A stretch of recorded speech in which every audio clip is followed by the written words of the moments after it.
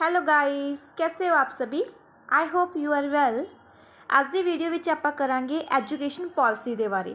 ਤੁਹਾਡੇ ਸਿਲੇਬਸ ਦੇ ਵਿੱਚ ਸੈਕਸ਼ਨ ਈ ਹੈ। ਸੈਕਸ਼ਨ ਈ ਦੇ ਵਿੱਚ ਐਜੂਕੇਸ਼ਨ ਪਾਲਿਸੀਜ਼ ਦੇ ਰਿਲੇਟਡ ਸਾਰਾ ਸਿਲੇਬਸ ਆ, ਜਿਹਦੇ ਵਿੱਚ ਆਪਣੇ ਕੋਲ ਡਿਫਰੈਂਟ ਪਾਲਿਸੀਜ਼ ਨੇ ਜਿਹੜੀਆਂ ਐਜੂਕੇਸ਼ਨ ਦੇ ਨਾਲ ਰਿਲੇਟਡ ਨੇ। ਉਹਨਾਂ ਦੇ ਰਿਲੇਟਡ ਤੁਹਾਨੂੰ MCQs ਕੁਐਸਚਨਸ ਆਉਣਗੇ ਤੇ ਅੱਜ ਦੀ ਵੀਡੀਓ ਵਿੱਚ ਆਪਾਂ ਜੋ ਇੰਪੋਰਟੈਂਟ ਐਜੂਕੇਸ਼ਨ ਪਾਲਿਸੀ ਦੇ ਨਾਲ ਰਿਲੇਟਡ ਕੁਐਸਚਨਸ ਨੇ ਉਹ ਕਰਾਂਗੇ।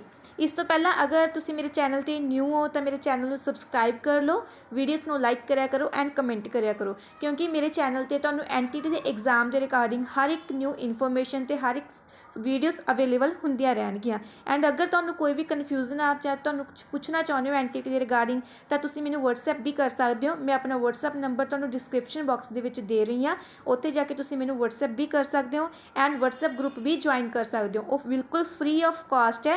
WhatsApp ग्रुप के अंदर तुहानूं PDFs मिलदियां रहनगियां, जो भी मैं मटीरियल तुहानूं YouTube ते प्रोवाइड करवाउणी आ। अगर उसकी PDF लेना चाहुंदे हो तो तुसीं मेरा WhatsApp ग्रुप ज्वाइन कर सकते हो।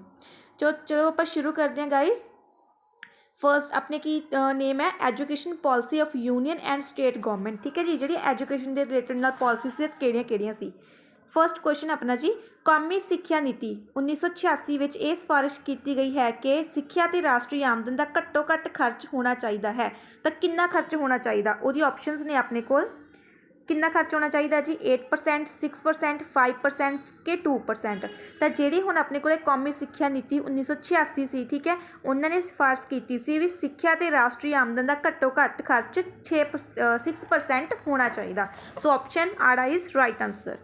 नैक्सट क्वेश्चन, कौमी सिक्ख्या नीति 1986 में यह कहा गया है कि सिक्ख्या के ਵੱਖ-ਵੱਖ पहलुओं पर मुड़ विचार की जाएगी।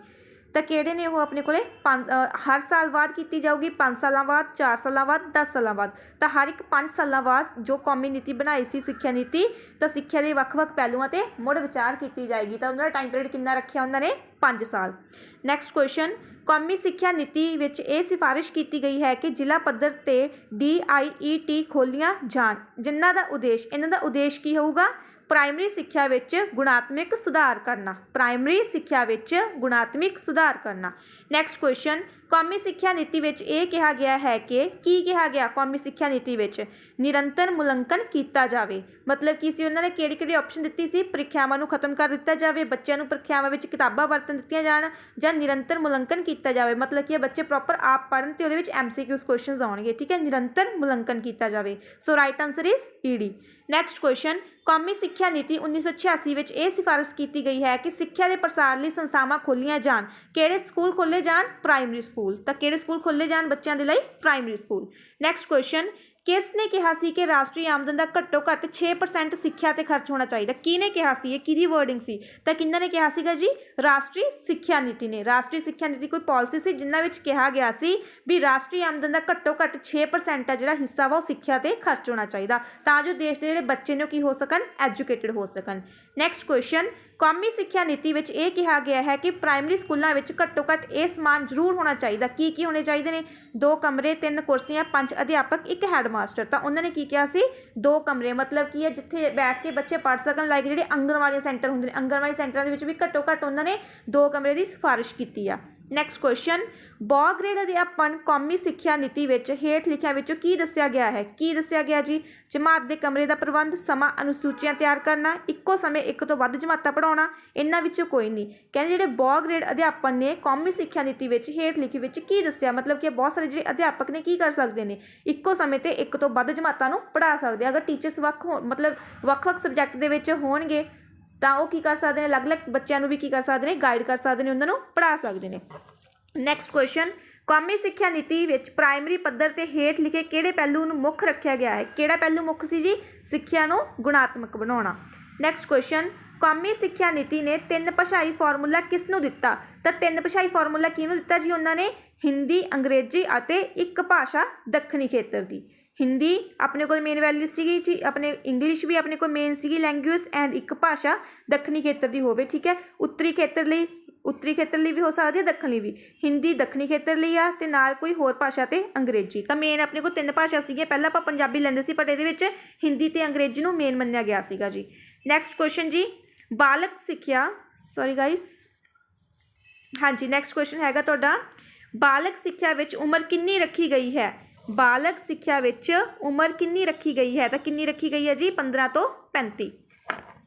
ਕੌਮੀ ਸਿੱਖਿਆ ਨੀਤੀ ਵਿੱਚ ਸਿੱਖਿਆ ਵਿਵਸਥਾ ਨੂੰ ਬਣਾਉਣ ਲਈ ਕੌਮੀ ਸਿੱਖਿਆ ਨੀਤੀ ਵਿੱਚ ਸਿੱਖਿਆ ਵਿਵਸਥਾ ਨੂੰ ਬਣਾਉਣ ਲਈ ਕੀ ਕੀਤਾ ਗਿਆ?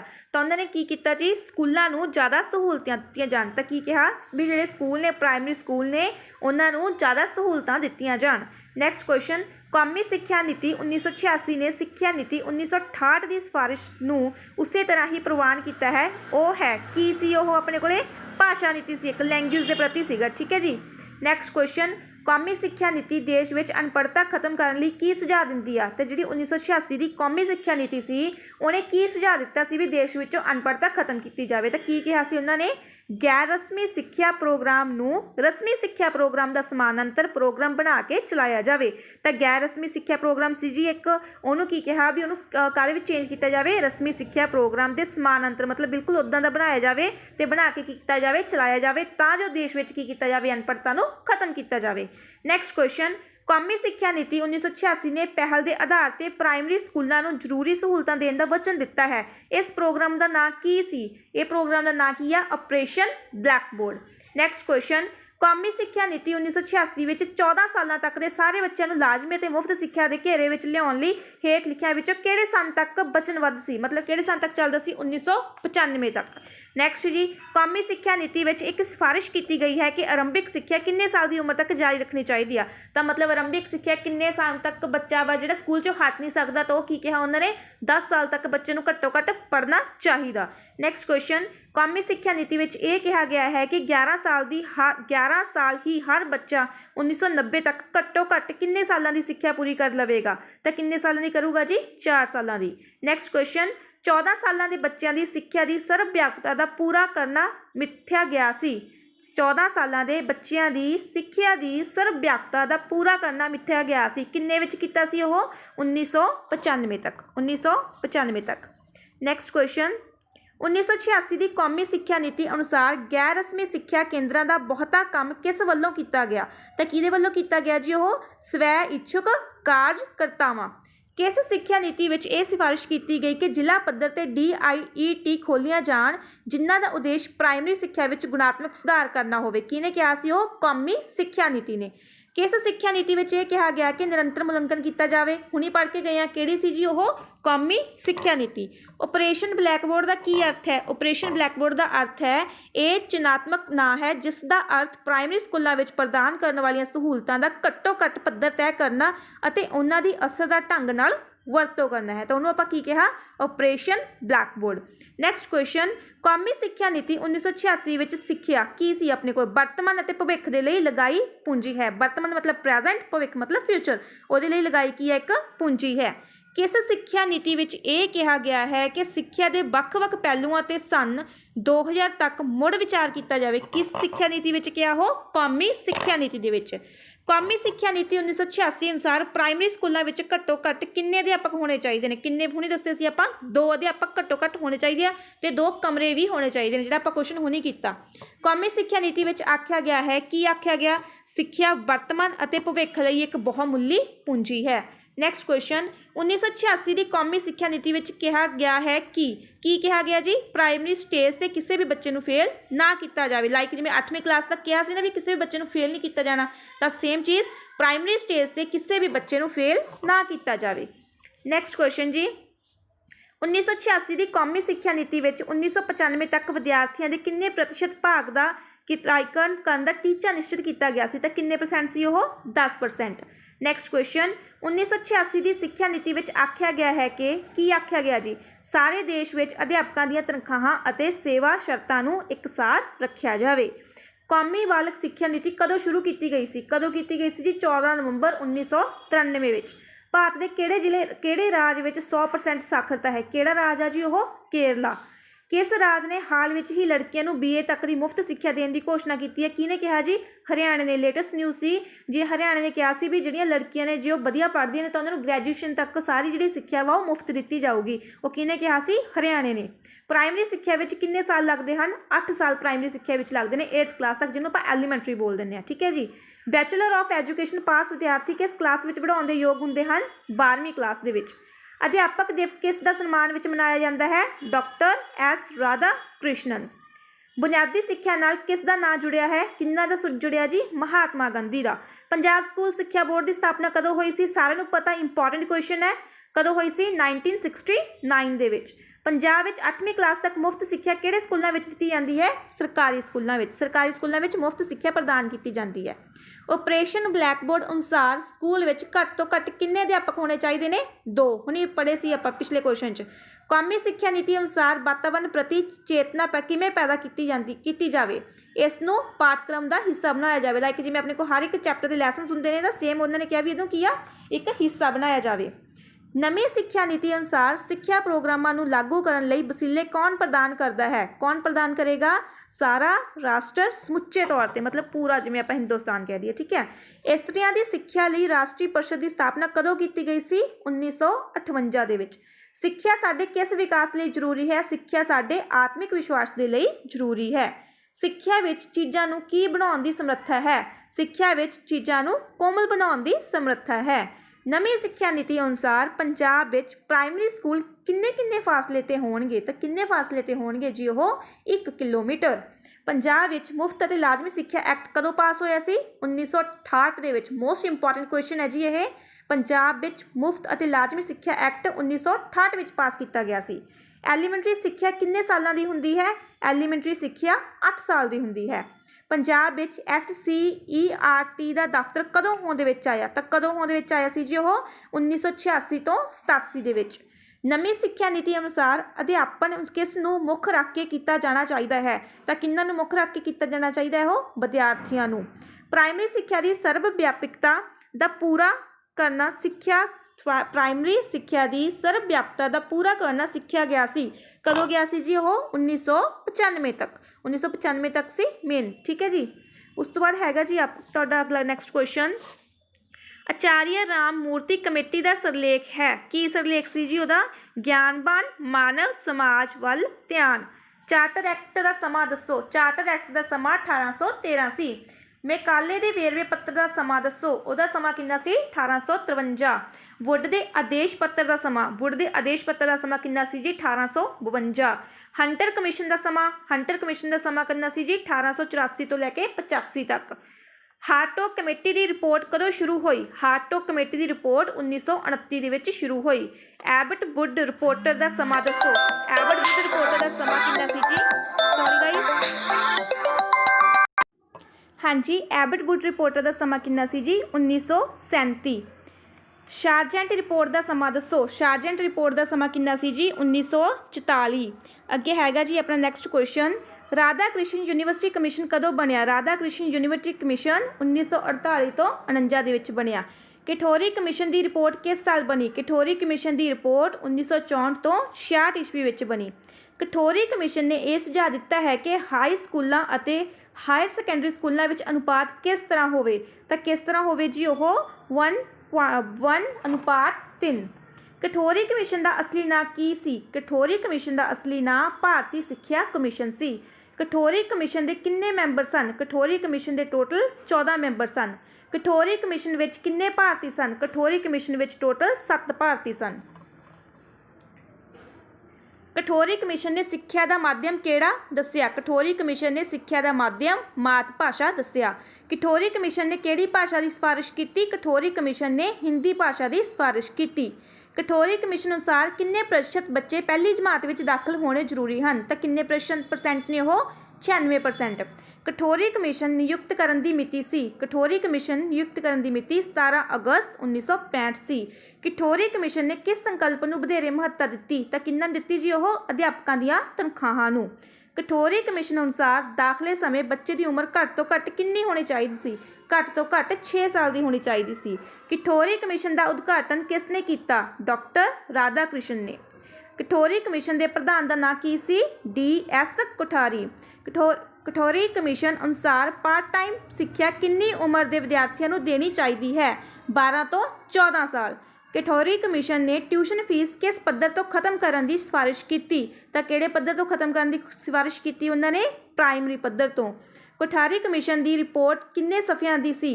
कोठारी कमीशन की रिपोर्ट 1200 ਸਫ਼ਿਆਂ ਦੀ ਸੀ, मतलब ਪੰਨੇ ਜਿਹਨੂੰ ਆਪਾਂ ਕਹਿ ਦਿੰਦੇ ਹਾਂ।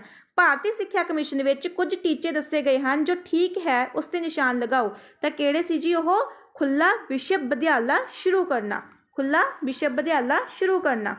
ਭਾਰਤੀ ਵਿਦਿਆ ਕਮਿਸ਼ਨ 1964 ਤੋਂ 66 ਅਨੁਸਾਰ ਸਕੂਲ ਕਿੰਨੇ ਪ੍ਰਕਾਰ ਦੇ ਹੋਣਗੇ? ਤਾਂ ਕਿੰਨੇ ਪ੍ਰਕਾਰ ਦੇ ਹੋਣਗੇ ਉਹ? 3 ਪ੍ਰਕਾਰ ਦੇ।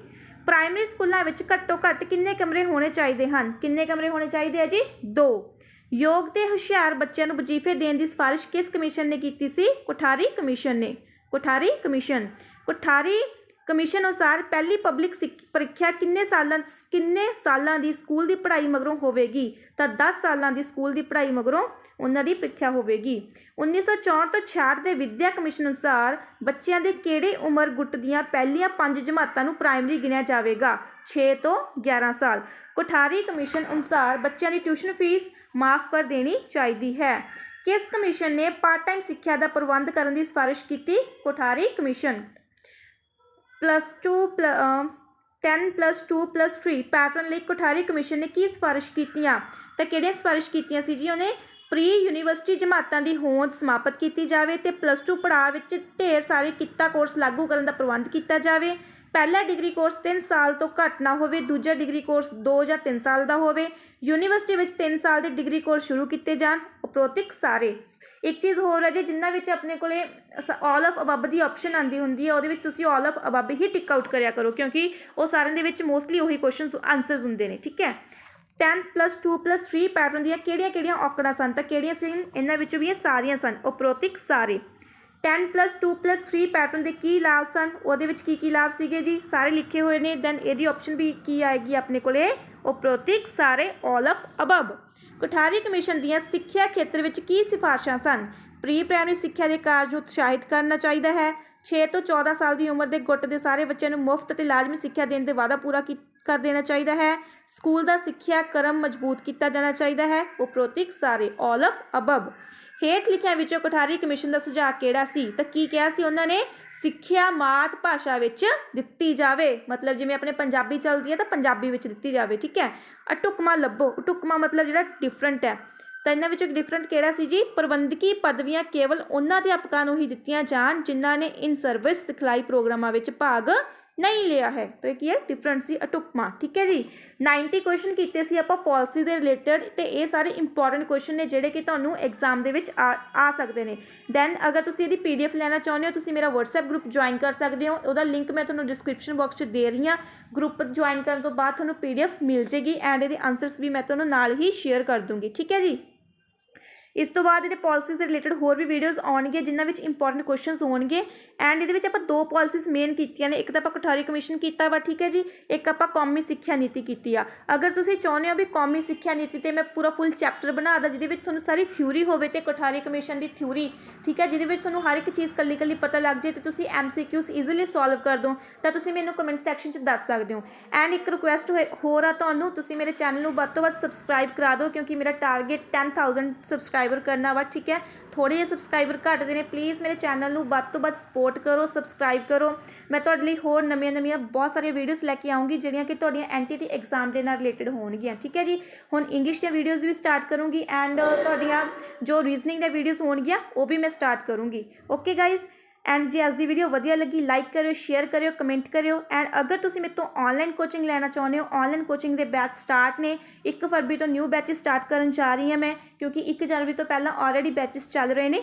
1 ਫਰਵਰੀ ਤੋਂ ਨਿਊ ਬੈਚਿਸ ਚੱਲ ਰਹੇ ਨੇ ਜਿਹਦੇ ਵਿੱਚ ਤੁਹਾਨੂੰ ਰੀਜ਼ਨਿੰਗ ਅਤੇ NTT ਸਿਲੇਬਸ ਸਾਰਾ ਕਰਵਾਇਆ ਜਾਏਗਾ। NTT ਐਗਜ਼ਾਮ ਲਾਈਕ 60 ਤੋਂ 65 ਮਾਰਕਸ ਦਾ ਸਿਲੇਬਸ ਤੁਹਾਨੂੰ NTT ਦੇ ਜੋ ਸਬਜੈਕਟਸ ਨੇ ਉਹਨਾਂ ਵਿੱਚੋਂ ਆਉਣਾ। ਉਹਦੇ ਵਿੱਚ ਹਰ ਇੱਕ ਤੁਹਾਨੂੰ ਕੰਸੈਪਟ ਕਲੀਅਰ ਕਰਵਾਇਆ ਜਾਏਗਾ, MCQs ਕਰਵਾਏ ਜਾਣਗੇ ਐਂਡ ਇਹਦੀ ਡੈਮੋ ਕਲਾਸ 1 ਦਿਨ ਦੇ ਲਈ ਫ੍ਰੀ ਆ। ਅਗਰ ਤੁਸੀਂ ਆਨਲਾਈਨ ਕਲਾਸਿਸ ਜੁਆਇਨ ਕਰਨਾ ਚਾਹੁੰਦੇ ਹੋ, ਡੈਮੋ ਕਲਾਸ ਲੈਣਾ ਚਾਹੁੰਦੇ ਹੋ ਤਾਂ ਤੁਸੀਂ ਮੈਨੂੰ WhatsApp ਕਰ ਸਕਦੇ ਹੋ। WhatsApp ਨੰਬਰ ਮੈਂ ਤੁਹਾਨੂੰ ਡਿਸਕ੍ਰਿਪਸ਼ਨ 'ਚ ਦੇ ਰਹੀ ਹਾਂ। ਠੀਕ ਹੈ ਜੀ। ਉੱਥੇ ਜਾ ਕੇ ਤੁਸੀਂ ਕਹਿ ਸਕਦੇ ਹੋ ਡੈਮੋ ਕਲਾਸ, ਆਪਣਾ ਨੇਮ ਲਿਖ ਸਕਦੇ ਹੋ, ਤੁਹਾਨੂੰ ਡੈਮੋ ਕਲਾਸ ਦਾ ਲਿੰਕ ਮਿਲ ਜਾਏਗਾ। ਆਫਟਰ ਦੈਟ ਤੁਸੀਂ ਜੁਆਇਨ ਕਰ ਸਕਦੇ ਹੋ ਐਂਡ ਇਹਦੀ ਫੀਸ ਵੀ ਕੋਈ ਜ਼ਿਆਦਾ ਨਹੀਂ ਹੈਗੀ, ਜਸਟ ਓਨਲੀ 1000 ਮੰਥਲੀ ਹੈ।